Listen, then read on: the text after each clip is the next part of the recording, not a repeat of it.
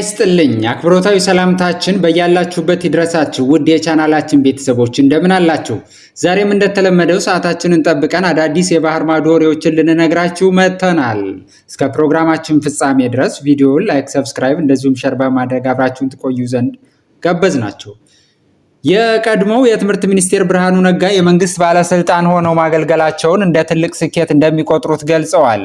ሚኒስቴር ሆነው ባገለገሉባቸው ዓመታት በትምህርት ዘርፉ ላይ የተከናወኑ ተግባራትን ያደነቁ ሲሆን ስልጣን ሳይዙ ቢሞቱ ይቆጫቸው እንደነበር በንግግራቸው ጠቅሰዋል። በመካከለኛው ምስራቅ እየተካሄደ ያለው ጦርነት የዓለም አቀፍ የነዳጅ ዋጋ ሊጨምር ስለሚችል የኢትዮጵያ አየር መንገድ የበረራ ትኬት ዋጋ ላይ ጭማሪ ሊያደርግ እንደሚችል አስታወቀ። አየር መንገዱ በጦርነቱ ምክንያት በመቶ ሚሊዮኖች የሚቆጠሩ ዶላር ገቢ ማጣቱንም ገልጿል። በሌላ ዜና ኢራን በ44ኛው የሚሳኤል ማዕበል ያለችውን ጥቃት በእስራኤል ላይ መፈጸሟ ተዘግቧል።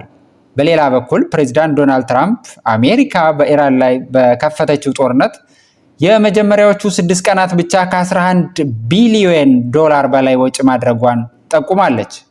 የእስራኤል ጠቅላይ ሚኒስትር ቤንጃሚን ኔታንያሁ በበኩላቸው የኢራን እና የሂዝቦላን ወታደራዊ አቅም እያዳከሙ መሆኑን ገልጸዋል። የመካከለኛው ምስራቅ ቀውስ አዲስ ምዕራፍ ላይ በደረሰበት በዚህ ወቅት አሜሪካ በኢራቅ በደረሰው የአውሮፕላን አደጋ የከፍተኛ መኮንኖቿን ሕይወት ማጣቷ ተረጋግጧል። በሌላ በኩል እስራኤል በሊባኖስ መዲና ቤሩት ላይ የምታደርገውን የአየር ጥቃት በማስፋት በሊባኖስ መንግስት ላይ ከፍተኛ ፖለቲካዊ ጫና እየፈጠረች ሲሆን አካባቢው በከፍተኛ ጦርነት ስጋት ውስጥ ወድቋል። እስራኤል በቤሩት መሃል በሚገኙ ህንፃዎች ላይ ያነጣጠረ ጥቃት መክፈቷ በሂዝቦላህ ላይ ብቻ ሳይሆን በሊባኖስ መንግስት ላይ የተቃጣ የከፍተኛ ጫና ዘመቻ እንደሆነ ተገልጿል። ጠቅላይ ሚኒስትር ኔታንያሁ የሊባኖስ መንግስት ሂዝቦላህን ካልገታ ግዛቱን በቁጥጥር ስር እንደሚያውሉ ዝተዋል።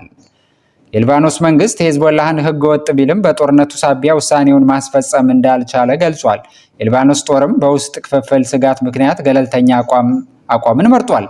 ይህ በእንዲህ እንዳለ የትራምፕ አስተዳደር እስራኤል ራሷን የመከላከል መብት አላት በሚል የሊባኖስን የተኩስ አቁም ጥሪ በዝምታ አልፎታል።